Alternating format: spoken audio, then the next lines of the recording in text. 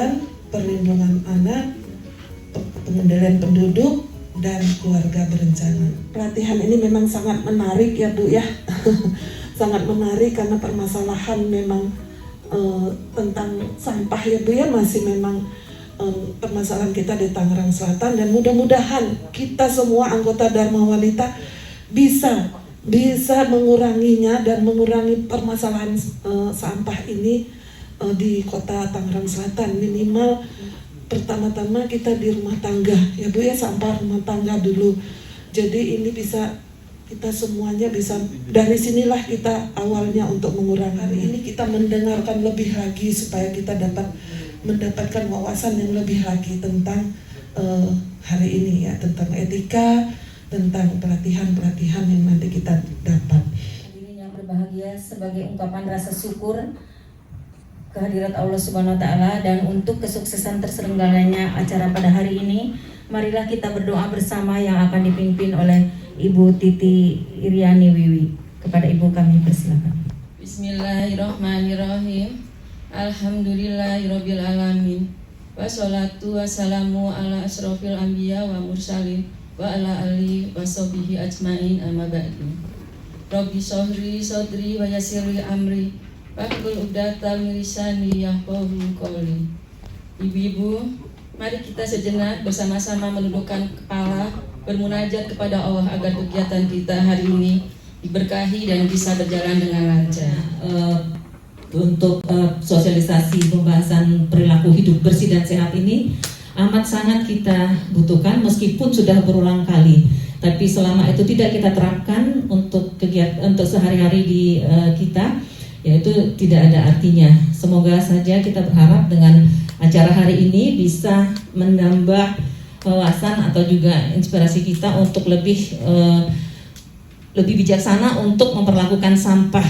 Nah, karena kita sumber sampah yang paling banyak itu adalah dari rumah tangga, itu sekitar 70% ya dari total sampah yang akan diproduksi dan dibuang ke TPA, itu harus dikelola dengan bijak. Sampah yang pertama itu adalah di rumah kita sendiri, di pemukiman, baik itu di apartemen ataupun juga di perumahan yang biasa.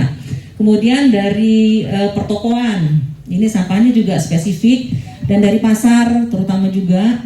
Kemudian dari industri, Tangsel kan ada industri Taman Tekno ya, dan lain-lain. Kemudian juga sampah-sampah daun kering dari taman-taman di jalan. Nah, ini ada lokasi-lokasi yang menimbulkan sampah. Tapi kita hari ini akan membahas khusus mengenai sampah yang ditimbulkan di rumah kita sendiri, dari dapur kita sendiri, yang kita tidak sadari bahwa itu ikut membuat pusing para pejabat kita yang mengelola sampah. Resek itu, jadi 2 kali umur kita ibu-ibu baru bisa terurai. Kemudian potong rokok itu 10 tahun. Apalagi nih kaleng soft drink ya, kaleng soft drink bekas aluminium, bekas minuman, itu bisa 80 sampai 100 tahun. Bayangkan ibu-ibu berapa banyak yang sudah kita hasilkan. Kemudian kardus itu 5 bulan. Ini lebih cepat karena dia ada juga mengandung organik ya, jadi bisa lebih terurai. Kulit jeruk juga 6 bulan. Kulit sepatu ibu-ibu yang hobi gonta-ganti sepatu ini bisa 25 sampai 40 tahun. Kemudian kertas ini lebih cepat karena ini ada juga mengandung organik, kertas 2 sampai 5 bulan. Baterai itu ibu bayangkan bisa sampai 100 tahun. Nah, yang lebih lama lagi itu popok bayi ibu. Popok bayi ya ibu bisa sebut merek ya. Itu sampai 500 tahun coba ibu bayangkan. Ini adalah Ketua Bank Sampah Kota Tangerang Selatan.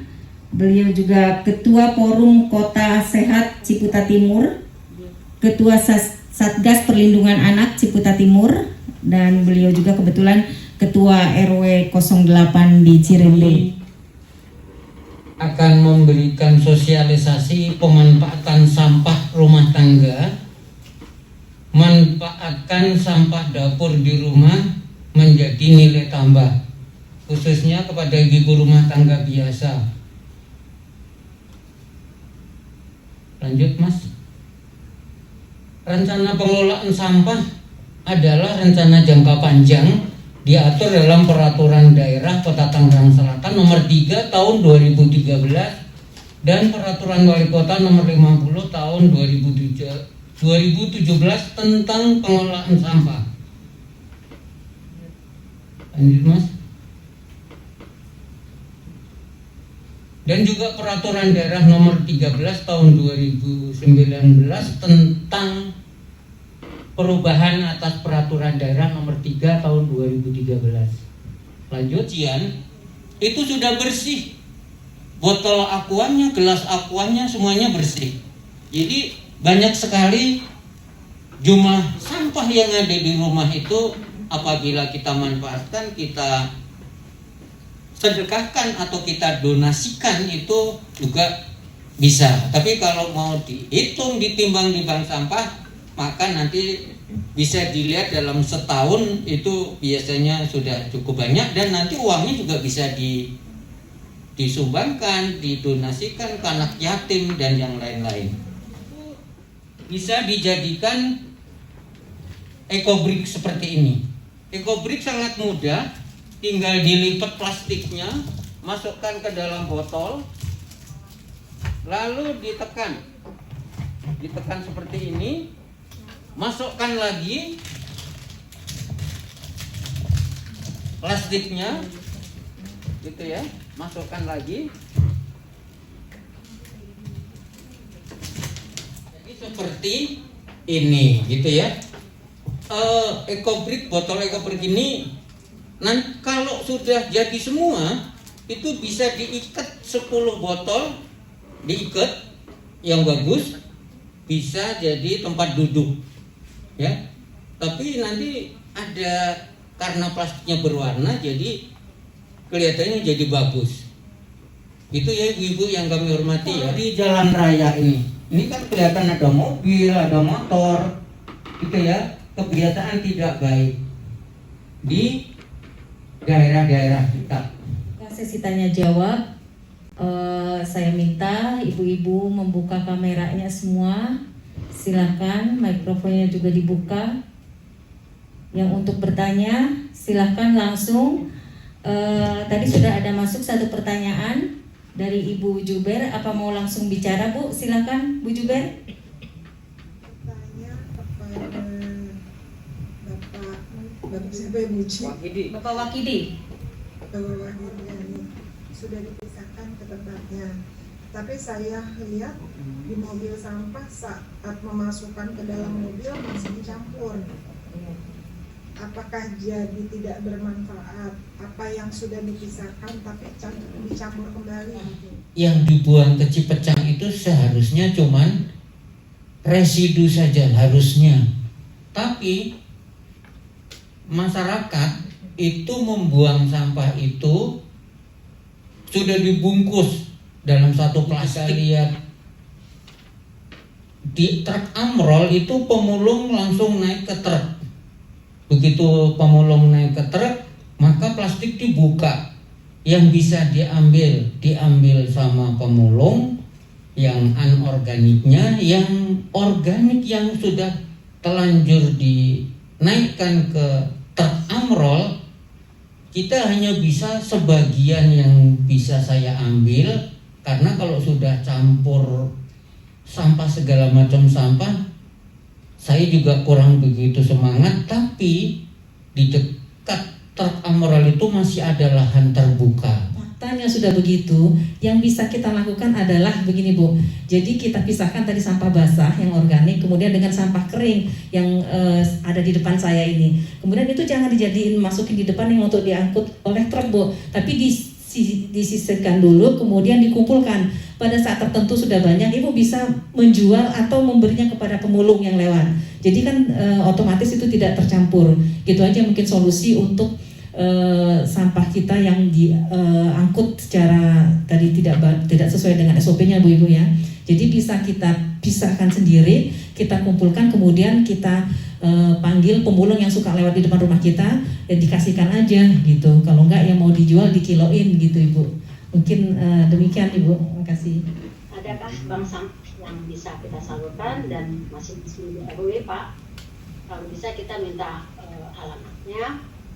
Terus yang kedua, bagaimana cara mengatasi pembuangan sampah yang khususnya sampah itu organik yang riskan bau dan mengundang lalat dan penyakit? Sebetulnya gini Bu, Ibu Wali Kota Tangerang Selatan Ibu Airin sebetulnya sudah lama itu minta agar setiap RW itu harus ada satu bank sampah minimal ya. Itu Bu Airin. Sampai Bu Airin sekarang sudah jadi wali kota, tapi hampir 704 atau berapa itu ya RW setangsel 700-an itu sampai hari ini bank sampah yang sudah berdiri itu baru 333 ya. Jadi belum sampai sesuai dengan yang diharapkan pada saat itu Bu Wali Kota Tangerang Selatan Ibu Airin. Jadi Bu Harno, saya udah catat nomor telepon saya, kalau pengen mendirikan bank sampah saya akan datang ke Ibu. Yang pertama itu adalah kalau bahasa kerennya itu studi banding.